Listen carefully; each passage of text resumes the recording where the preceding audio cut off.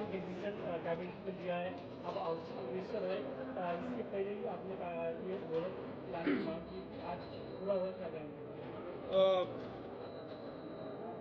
आज हाउसिंग की नई पॉलिसी अनाउंस हुई है। आज की कैबिनेट में मुख्यमंत्री देवेंद्र जी की अध्यक्षता में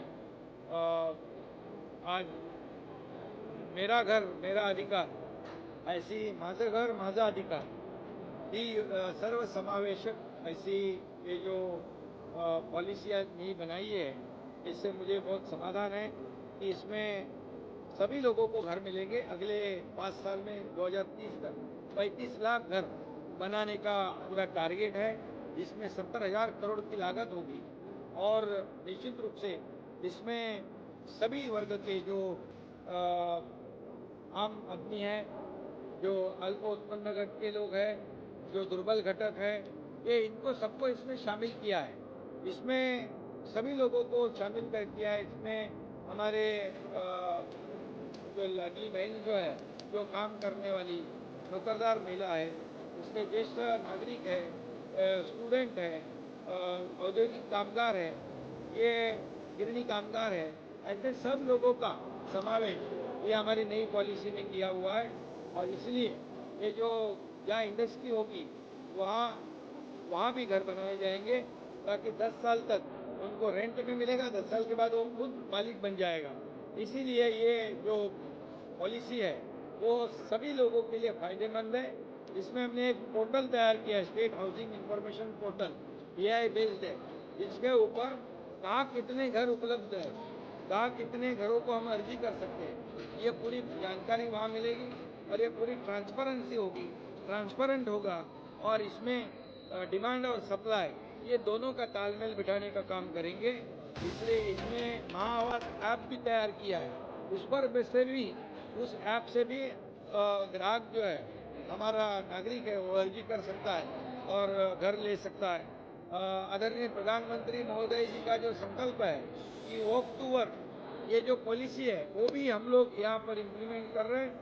ये औद्योगिक इंडस्ट्रियल कॉरिडोर में, इंडस्ट्रियल एरिया में ये घर बनाएंगे तो वहाँ स्लम नहीं होगा, झोपड़पट्टी नहीं बसेगी और कामगारों को घर मिलेगा। मैंने कहा जैसे 10 साल तक वो रेंटल में रहेगा, 10 साल के बाद वो खरीदी कर सकता है। और इसमें पूरी तरह जितने भी मुंबई में स्लम है, मुंबई में MMR में स्लम है, या पूरे राज्य भर में स्लम है, भाड़ा की जो धोखादायक इमारतें हैं, ये सभी का क्लस्टर, ये क्लस्टर डेवलपमेंट के माध्यम से हम डेवलपमेंट करेंगे, विकास करेंगे। अभी तक सिर्फ SRA और म्हाडा कर रही थी, लेकिन अभी नई पॉलिसी में उसमें MMRDA भी करेगी, BMC भी करेगी, सिडको भी करेगी, MIDC करेगी, MSRDC करेगी, महाप्रीत भी करेगी। ये हमारी गवर्नमेंट अथॉरिटीज है, ये भी इसमें शामिल हो जाएगी, ताकि दो चार क्लस्टर वो भी बनाएंगे। क्लस्टर मतलब क्या है? क्लस्टर मीन्स एक SRA की अगर हम रीडेवलपमेंट, सबको कोई एम्यूनिटी नहीं मिलेगी क्योंकि जगह कम होगी। लेकिन क्लस्टर इकट्ठा हम करते हैं तो उसमें गार्डन होगा, वहाँ पर एम्यूनिटी होगी, अस्पताल होगा, ये सब मतलब पूरी तरह प्लानिंग सिटी के लिए ये क्लस्टर की संकल्पना हमने लाई है। और ये इसको आगे बढ़ाने के लिए, इसको ताकत से आगे बढ़ाने के लिए, इसकी गति बढ़ाने के लिए ये हमारी गवर्नमेंट अथॉरिटीज़ को इसमें शामिल किया है। इसीलिए ये जल्द से जल्द 35 लाख घर बनाने का टारगेट अगले 2030 तक पूरा हो जाएगा। अफोर्डेबल घर मिलेगा, अफोर्डेबल रेंटल हाउस मिलेगा, और उसके साथ अर्थव्यवस्था को भी एक चालना जो करते हैं, कहते हैं कि अर्थव्यवस्था को बढ़ावा मिलेगा। क्योंकि 283 प्रोजेक्ट ऐसे हैं कि पिछले कई सालों से प्रलंबित है, क्योंकि डेवलपर ने उनको छोड़ दिया है। अभी मैं एक उदाहरण के तौर पर रमाबाई अंबेडकर नगर जो है, 17,000 घरों का SRA है। अभी 25 साल वहाँ कुछ भी नहीं है, उनको भाड़ा भी नहीं मिलता है, कुछ भी नहीं मिलता है। अभी MMRDA और SRA ने उनको 105 करोड़ रुपया भाड़ा दिया है रेंट।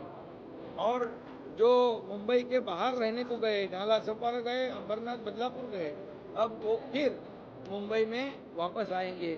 जो मुंबई से बाहर गया है उसको फिर मुंबई में लाने का ये काम इस पॉलिसी में हम लोग कर रहे हैं। इसलिए ये पॉलिसी पूरी तरह फुलप्रूफ पॉलिसी है और प्रधानमंत्री जी का जो सपना है हाउसिंग फॉर ऑल, सभी लोगों को घर मिले, तो कोई भी नई झोपड़पट्टी नहीं बनेगी, नया अतिक्रमण नहीं होगा, कोई भी अनधिकृत बांधकाम नहीं होगा। इसके ऊपर भी बड़ा निर्णय लिया है। सर नवीन जबाबदारी मंत्री काँग्रेस के काय वातावरण कॅबिनेटच्या बैठकीमध्ये कांग्रेस के राष्ट्रीय अध्यक्ष मल्लिकार्जुन खड़गे ने प्रधानमंत्री को लेकर विवादित बयान दिया है। उन्होंने कहा है कि ऑपरेशन सिंदूर एक छोटी सी जंग है, प्रधानमंत्री खुद कश्मीर क्यों नहीं गए, टूरिस्टों की भेजा। देखिए, ऐसे वक्त पर ऐसी बयानबाजी करना, राजनीति करना, ये बहुत ही निंदनीय है, ये बहुत ही दुर्भाग्यपूर्ण है।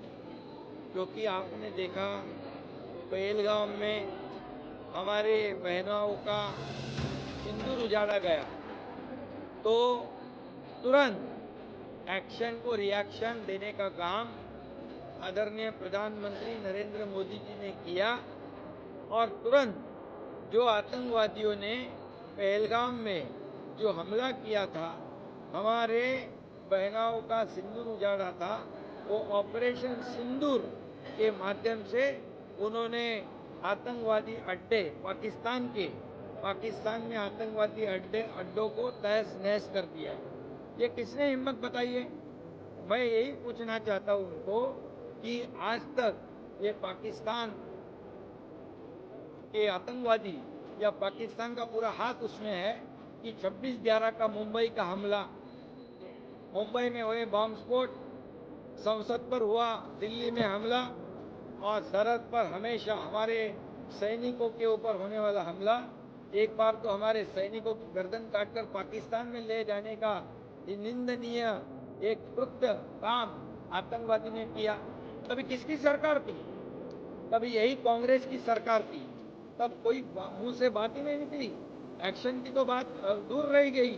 और इसलिए हिम्मत से ये जो निर्णय लिया है आदरणीय प्रधानमंत्री मोदी जी ने, वो तारीफ़े काबिल है और पाकिस्तान को भी दिखाया है कि हिंदुस्तान तुम्हारा बाप है, बाप होता और ये बाप क्या कर सकता है, ये उन्होंने दिखाया है।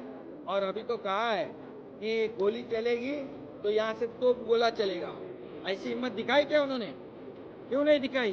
सिर्फ वोटों की राजनीति करने वाले लोग ऐसे विषय पर, अभी हमारे देश का मामला है, ये देशवासियों का मामला है, देश की रक्षा का मामला है, और हिंदुस्तान पाकिस्तान की बोली कुछ लोग बोल रहे हैं, ये बहुत ही दुर्भाग्यपूर्ण है। इनकी जितनी कड़ी निंदा करना चाहिए उतना करना चाहिए।